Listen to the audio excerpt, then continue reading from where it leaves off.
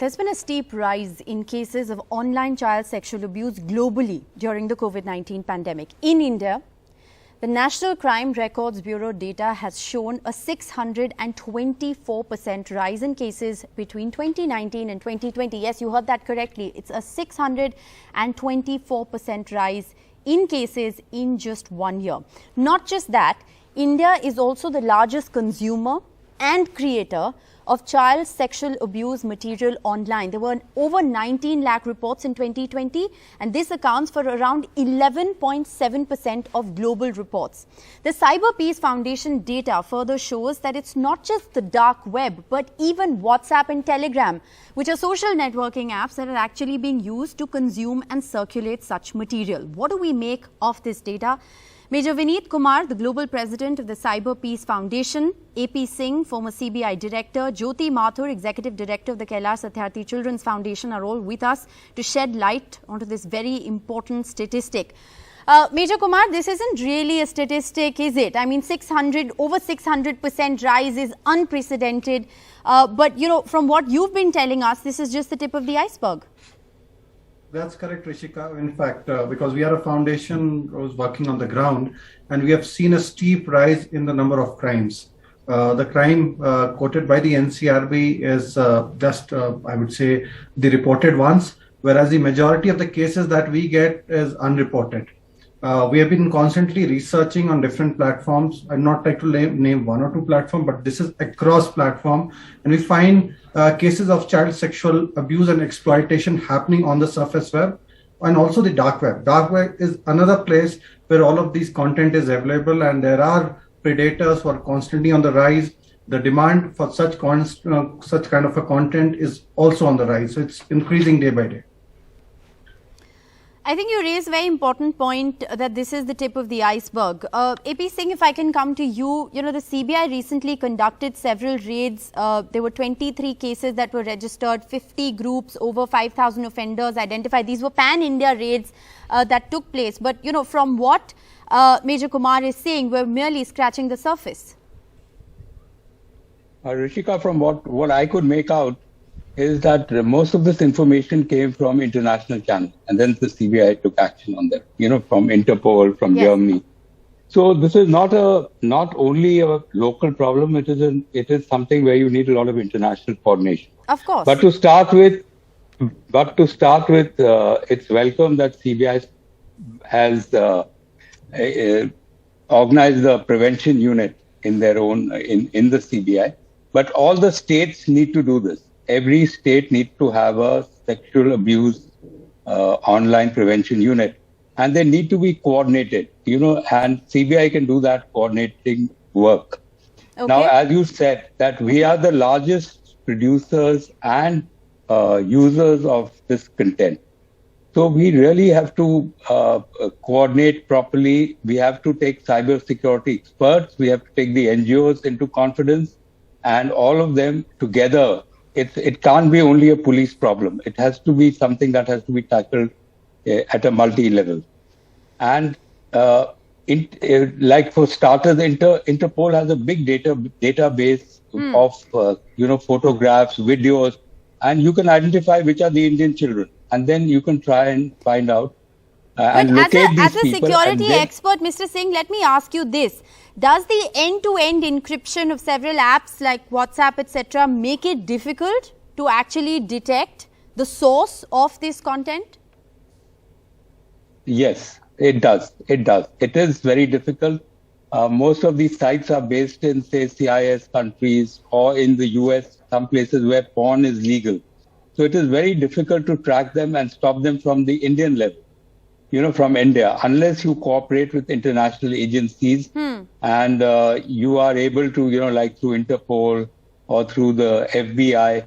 So a lot of international help is required to close these sites or to prevent this. But at least what is happening in India, you should be able to tackle. Okay. That is, locate child abusers and locate where this content is being made. All right. Jyoti Mathur, you know, I want to ask you about a very different angle to this story, which is an identification of the problem. How do children fall into the trap? Because remember, in India also we had that infamous boys' locker room case, which was literally a teenage squabble where boys decided to, you know, make public certain private images that a girl had shared with a certain boy. They're simply unaware, even teenagers, they're simply unaware of the consequences of such acts. What needs to be done in order to identify the problem? See, awareness is one thing that children, especially, and these youngsters who are putting their own videos under, whether they want attention or some other, factor pushing them into this area, that needs to be addressed. They need to be told that once a video of such kind goes on internet, even if they, delete it from their side, it remains on the internet for eternity. It is posted across around the world. So the awareness part is very important in a mission mode kind of a way, that aggressive campaigns need to be done by the government. And one more thing is that whoever who are watching these, the users who are looking at these videos, they need to be sent aggressive, messages, deterrence messages, that they are doing something unlawful and they need to be aware which is wrong, and they need, and this is unlawful in our country. So messages for the users and awareness of the youngsters and the children that, what are the consequences of this is very important. Right.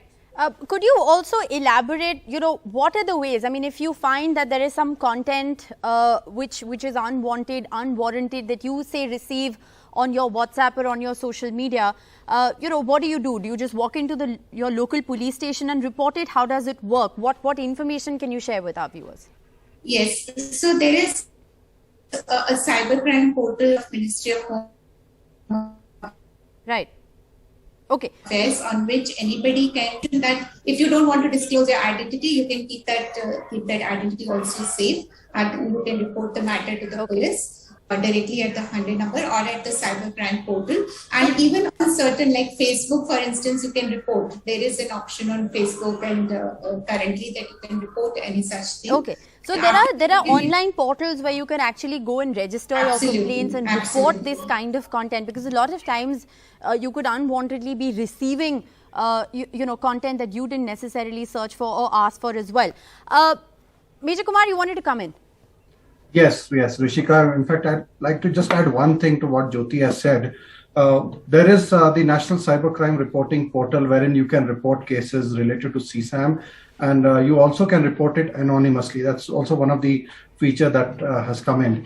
But what we are promoting as a foundation, and after the researches that we have done on different platforms, that there should be a report CSAM button on the platform. For example, tomorrow on any of these kind of OTT platform, like for example WhatsApp, you get some content related to CSAM, you can report directly from the platform itself. Right. So this is one feature that should come in, and that would kind of also bring intermediaries into one thing, that intermediaries should report such cases. For example, any CSAM case reported on the platform should be reported to the government authorities immediately. That's a very important point that you make.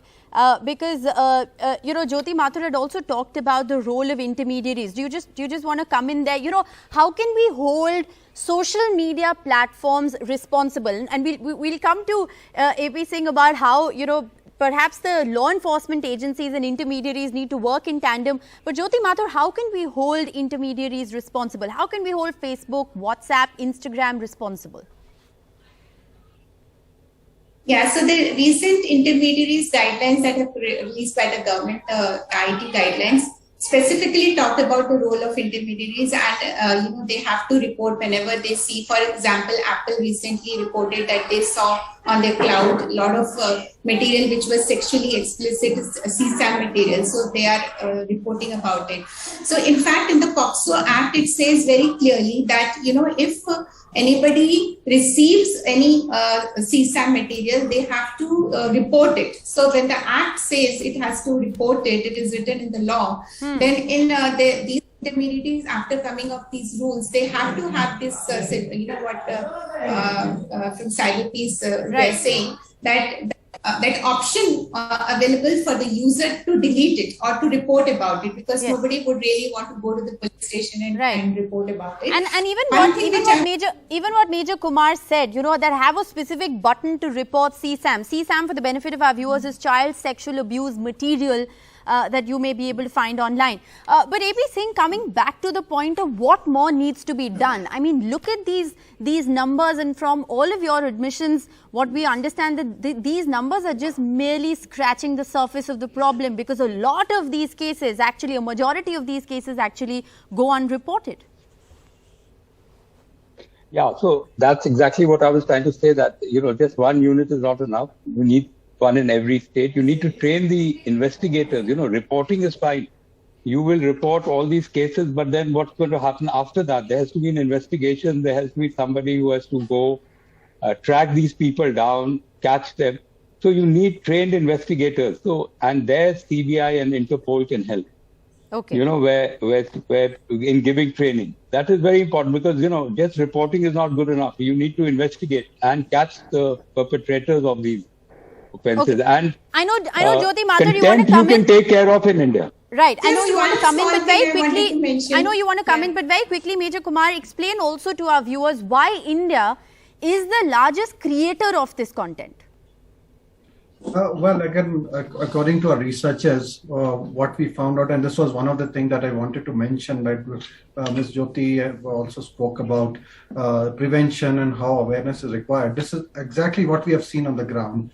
People are unaware about the crime. Like, for example, any of these child sexual abuse material, if you download it, just by mere downloading those videos, you come under the POCSO Act. So that's a crime. So that is one thing. The other thing is there are a lot of platforms. In fact, if I start mapping, if I start speaking, probably it will take an hour's time for me to share that there are multiple platforms. Like, for example, there are forums. There are multiple applications that are there on the Android store, for example. Yes. And these apps have those group links which can take you to those groups where you get content related to child sexual abuse material. And they are updated on a regular basis. And you also, you also said that, the problem is that if you create a WhatsApp group that's actually reported, it doesn't take much to just create another group, because that database already exists. Jyoti Mathur, I'll give you the last word. Yeah, so I just have 2 points to say. One is that CBI has done a very good job of, tracking this current, the users who have been, suo motu cognizance of these cases is taken by CBI and the police of such cases, which are, earlier known to people. And the second is, the issue is of not just the CSAM material, but the victim and the rapist, the person who is raping that child needs to be booked, that needs to be brought under the law. Well, absolutely. And while pulling down the material, it is also, catching those perpetrators who are raping children. All right. Well, I think very important points raised by all of you on what's clearly a very important message that we need to send out. While, we have to hold the investigating agencies and intermediaries responsible for content like this that is being circulated, it is each individual's responsibility as well to report content like this when you do come across it. A 600% rise in online child sexual abuse is indeed unprecedented. Thank you all very much for joining us on The Social Network.